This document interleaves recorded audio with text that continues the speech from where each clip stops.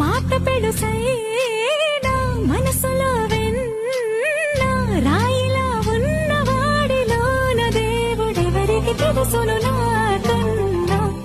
సూసేకి అగ్గిరవ్వ మాదిరి ఉంటాడే నా సావే